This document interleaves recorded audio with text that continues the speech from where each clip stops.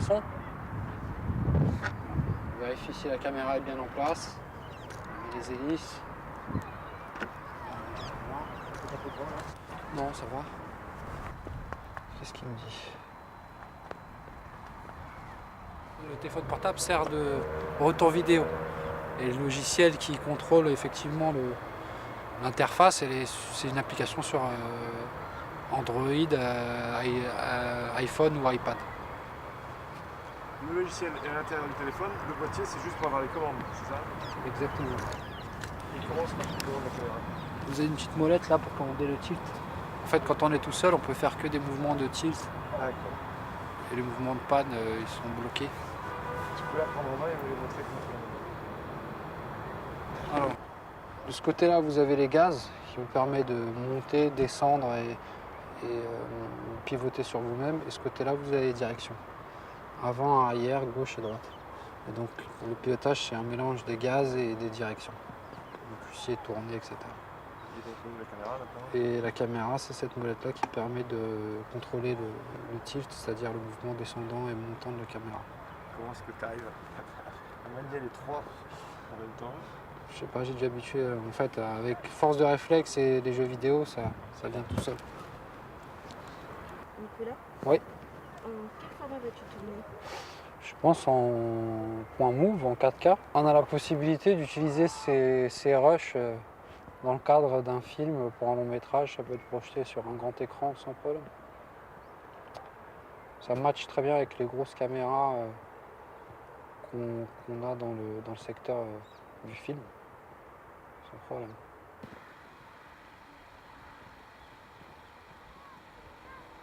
Ouais. Faut qu'on vole en dessous de 25 km/h de vent. S'il y a plus de 25 km/h de vent, c'est risqué et puis même pour la stabilité, c'est pas terrible. Ok, bon, on va pas tarder à décoller, hein.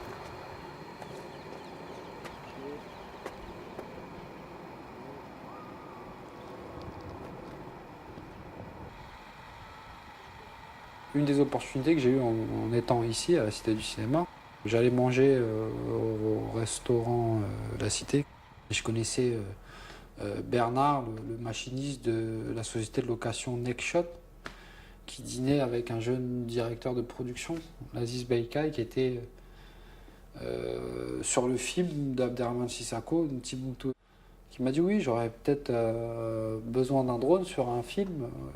Il se tourne en Mauritanie.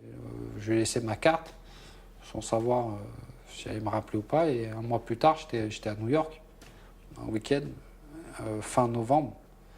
Et il m'appelle, il me dit oui, on prévoit de partir dans une semaine. Donc il fallait que je rentre de New York, que je prépare tout, machin. C'était le premier gros voyage en drone. On partait à deux. Voilà, on a tout préparé en une semaine par en Mauritanie. On devait rester 10 jours, on est resté un mois. Voilà, c'est surtout le film au final. Et donc là, c'était quel drone et c'était quel type de caméra? C'était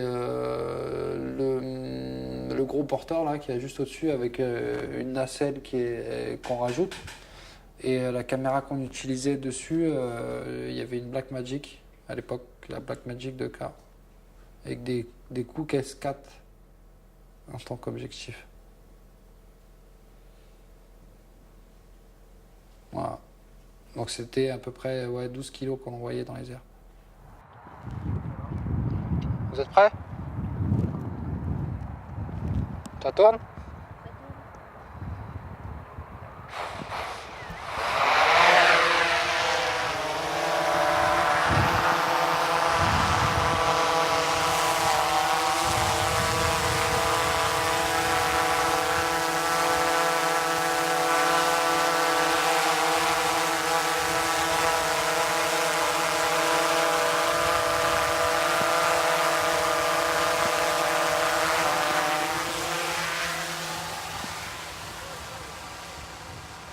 Plus vous volez, plus vous êtes bon. Déjà pour être pilote de drone, il faut passer une formation. C'est des formations qui sont données par l'État, l'aviation civile, la DGAC, qui vous délivre un certificat d'aptitude. Ensuite, il faut homologuer son drone, les drones avec lesquels on vole. Donc il faut apprendre toute une théorie d'abord. Et ensuite, effectivement, il faut faire quelques heures de vol pour apprendre à maîtriser, à connaître la réaction du drone et voilà, et connaître l'environnement et tous les aspects météorologiques, techniques et sécurité que ça comprend. Donc il faut, c'est comme tout, hein, plus vous pratiquez, plus vous maîtrisez.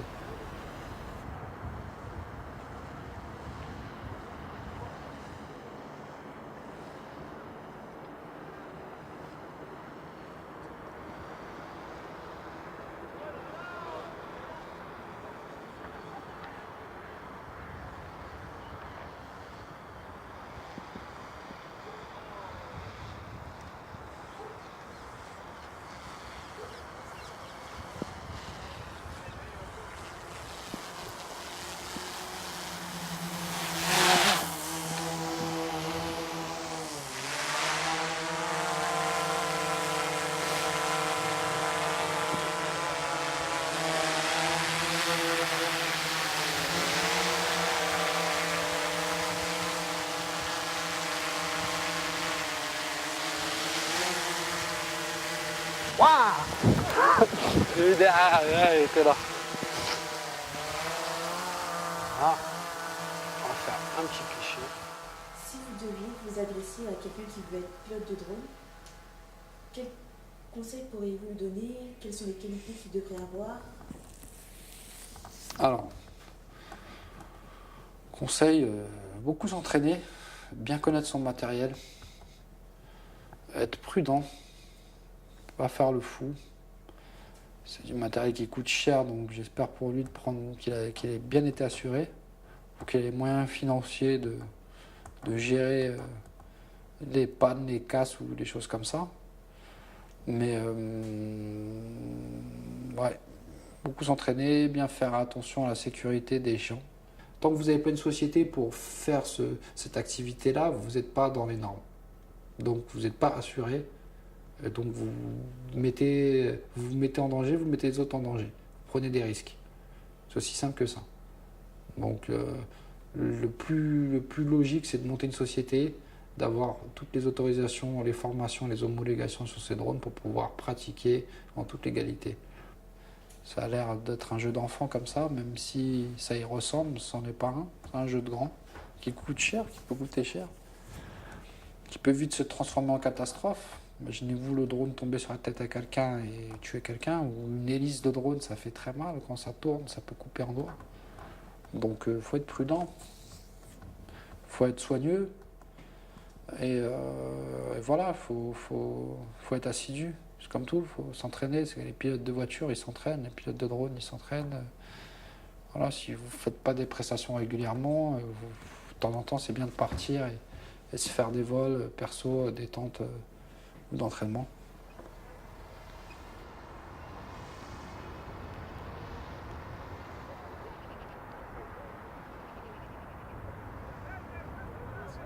Pour accéder au marché du film en tant que pilote de drone, il faut avoir du réseau. Donc, soit vous connaissez les personnes qui sont au courant des tournages et qui sont au courant que vous pratiquez cette activité dans les règles, les dires de production, les chefs opérateurs, les réalisateurs, les producteurs. Sinon, il faut faire en sorte qu'on vous connaisse, qu'on connaisse votre travail.